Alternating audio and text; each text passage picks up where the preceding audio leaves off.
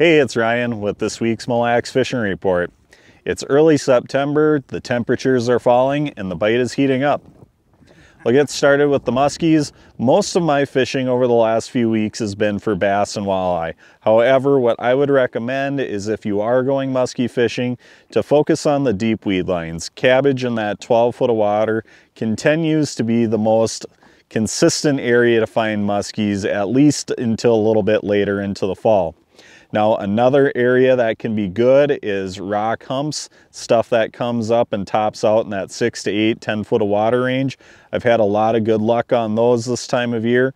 My favorite way to approach those is to go to them on a windy day or in the morning or evening and throw a crankbait up on top and let it touch bottom and bring it back out off the deeper edges. That's produced really nice fish for me over the years. Another technique that works great on those rock piles is simply a glide bait. But a guy can also go in there with the old usuals. You can go in there with a swim bait. You can also use bucktails. They'll work great on the rock piles as well. The cabbage, what I'd be recommending is sticking with the bucktails. If you're going to the cabbage and you're just looking for the most consistent bite, that deeper cabbage with a bucktail, you can use large or small. But what my recommendation is use a darker one on a darker day and a brighter one on a brighter day. If you move a fish on either the rocks or the weeds, my next recommendation would be to go back to that spot either during a moon phase or sunrise or sunset, and going back and throwing your bait back over the top of those and possibly burning it in. A lot of times that can create a reaction bite or just simply get a fish that was doing a lazy follow to commit. For the guys that are into trolling for muskies, there's still a lot of fish that are going to be out by the flats. You know, it's going to be a long time before the tulipy move in shallow. That's going to be later October into November. So I would recommend trolling out by the mud flats, trolling the edges of the flats, points of flats, going fast 4 to 6 miles an hour and just using very large baits. It's kind of a luck of the draw thing. You just got to be in the right place at the right time for it. But the guys that are doing it have been pulling in some monsters. Moving on to the walleyes, there's still a good shallow bite. There's still a good deep bite going on. What I've been doing over the last couple weeks is fishing shallow during the daytime. It seems kind of backwards, but we've been doing really well throughout most of the summer in that 6 to 10 foot of water range. Bobbers and leeches have been working best for me. I know leeches are very hard to come by and they're going to be pretty much non-existent here, but I know guys who have been using bobbers and crawlers and doing very well on those as well in the same depths. So a bobber and a leech or a bobber and a crawler, 6 to 10 feet of water, it doesn't matter whether it's windy or calm or sunny or cloudy. It's just been kind of a midday thing for us and it's been very consistent, and I think it's going to keep continuing into the fall.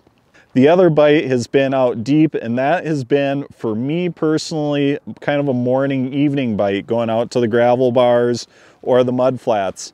We're getting slot fish out there, but I've definitely noticed it seems like you want to be out there in the morning or evening.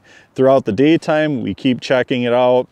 Some days are better than others midday, but if you're just going out for that evening bite, you should do well. Just on the gravel bars, I'd recommend going up on top. If you can find a pile of rocks on top or, you know, a little discrepancy in the bottom, that's where I'd focus my attention on the gravel bars for the evening bite.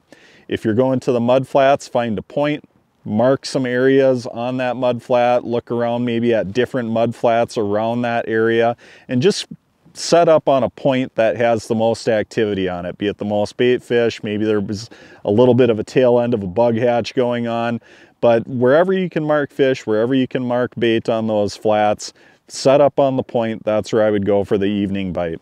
Similar story there, bobber and a leech is great for that, but if you're having a tough time getting leeches, like I said, guys are telling me that the crawlers are working very well for them.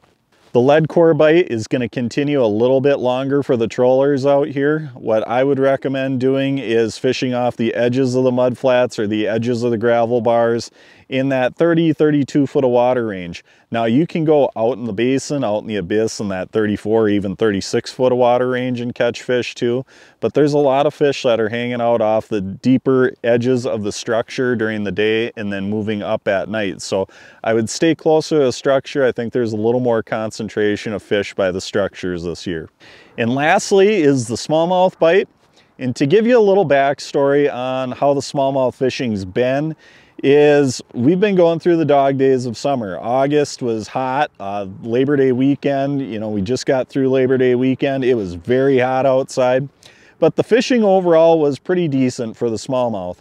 Now, we had some excellent days of smallmouth fishing throughout August and into early September, and we had some times where it was a little bit tougher. But what I'll say is the fishing was spotty, and not like a spot on top of spot type spotty, but it was kind of a timely type spotty. So the fish weren't too difficult to find, because when you get into August, especially later August, early September, you notice that the schools of smallmouth really start to build. And we had that going on, but there were times during the day where you would fish them and it was just tough to get bit. And then there were other times you would roll up into an area that had those fish, and it just seemed like they would eat whatever you threw in front of them. So we definitely had that going on. That's a typical behavior for that time of year. But as smallmouth fishermen, what you wait for is the initial cool down. You want that big temperature drop that kind of signals the beginning of fall. That's when the smallmouth fishing takes off. It becomes a lot more consistent. The bite becomes excellent. That's when we catch some of our biggest fish of the year. That's when we have some of our best bites of the year. And it kind of continues throughout the day, especially as you get later and later into the fall. Well, last night what happened was we were out on the lake. I was watching the weather. They were calling for a front to move through. We had south winds. It was hot all day. And then in the evening, finally that front came through, and it just felt instantaneous. The wind changed to the north, and you could just feel the temperature drop almost 15 degrees or so just right now. And that marked to me was kind of the beginning of fall. Came back out, got on the water this morning, went to the first spot and hammered them. So I'm gonna go out and say it, that fall is here, fall fishing is here, and it's only gonna continue to get better here over the next few weeks. So you're gonna see big fish, you're gonna see lots of fish, you're gonna see great fishing over here throughout the rest of September and into at least mid-October.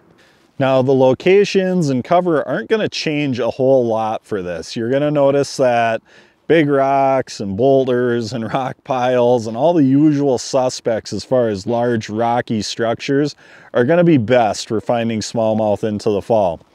As far as depths go, early on, you'll find them as shallow as 3 feet, and you'll find them out into the 20 plus foot range. They'll kind of be scattered over a range of depths. The big key is just going to be simply finding the biggest rocks that you can and big rock structures. Now, what'll happen is as you get late into the fall, once you get later into October, you're going to notice the fish start moving deeper and deeper. They'll relate to points, and they just kind of stair-step their way down the points. But that's something that you won't have to worry about for probably another month or so. Now, the schools are big at this time, and the fish are hungry, and there's a variety of different baits that they'll eat. Things that I use during the dog days of summer, like spy baits, those can still work really well, but there's different baits that will work excellent now at this point too. Swim baits become a much bigger play, especially as the water gets colder. Ned rigs are always a great option out here. Dragging a Ned rig on the bottom is sure to catch you fish in the fall. Dragging tubes becomes something that I use more and more, and as we get later into the fall, I'll go from the smaller 2.5 inch tubes up to the 3.5 inch tubes, but that's as the water gets quite a bit colder. Another colder water technique once you get more into October, for me personally, is the jerk bait. That's something I'll pull back out again. You know, it takes a back seat for most of the summer, but once you get into the fall, the jerkbait is something that I start to use again. But if I had to narrow it down to 2 baits at this time, my 2 top picks would either be about a 3 to a 3.5 inch swim bait or simply a green pumpkin Ned rig. Hey, our best days are ahead of us out here this season on Mille Lacs. I hope these tips help you out, and have a great weekend.